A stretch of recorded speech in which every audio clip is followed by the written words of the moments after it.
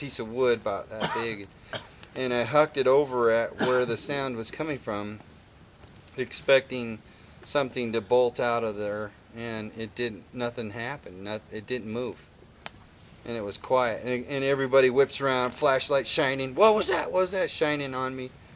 Clay's practically shooting me, and yeah. So then, you know, we gather together, and I tell them what's going on, and we finish our hike out to the to where Mitchell is waiting for us, and we decide to hike down the road a little ways, look around, and then as we're looking around, we're shining our flashlights around. I think that's when we shined our light up the tree and found those sticks that were stacked up in the tree. The platform up there? Yes. Yeah. And then we begin to realize that we're not dealing with something that just is on the ground, but it could possibly be above us as well. And that put a whole new perspective on what we were looking for. And these sticks were way beyond human capability, I think, to stack them up there. They were way up there. And, you know, it was just one more mystery that we couldn't explain. And then, at that point, we figured we'd had enough hiking around in the dark, so we thought we'd come back to... You're smoking out the girls there, Preston. Come back to camp. And we cooked our dinner, sitting around camp, and it was just a little bit darker than it is now when we first started hearing the calls. And I think it took... I think it took them at least 20-30 minutes to zone in on us. Mm-hmm.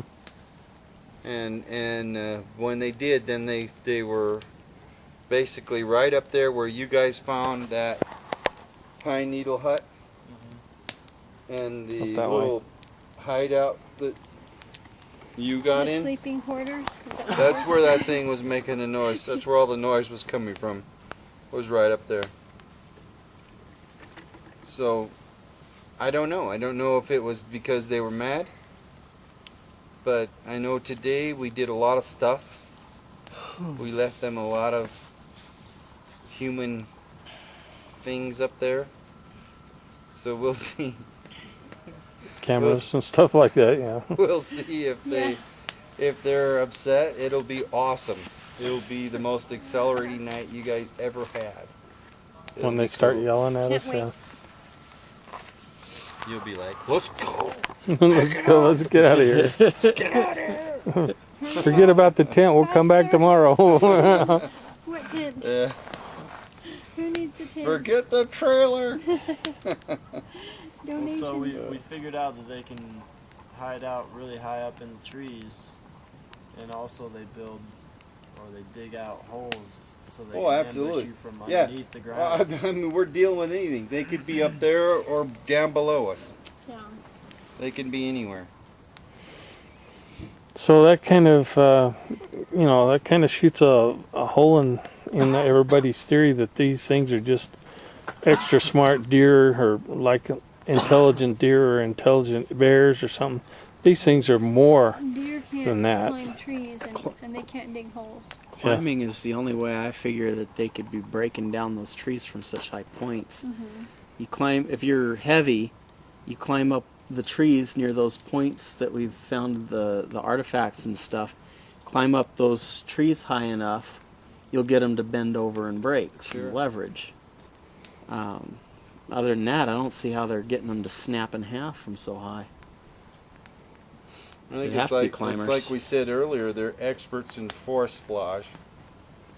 They know exactly what to do, when to do it.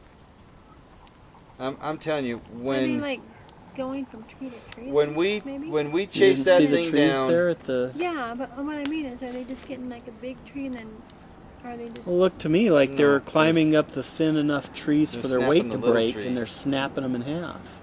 But why though? Markers. I'm thinking maybe to say so that you can see from a long distance. That's where we put that.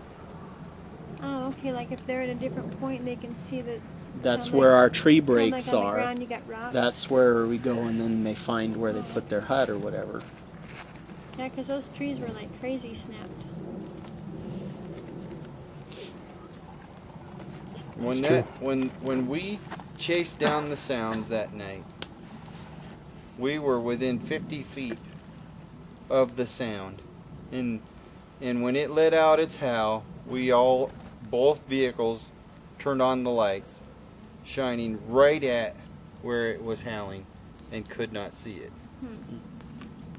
Which means it had to be either up higher or down lower.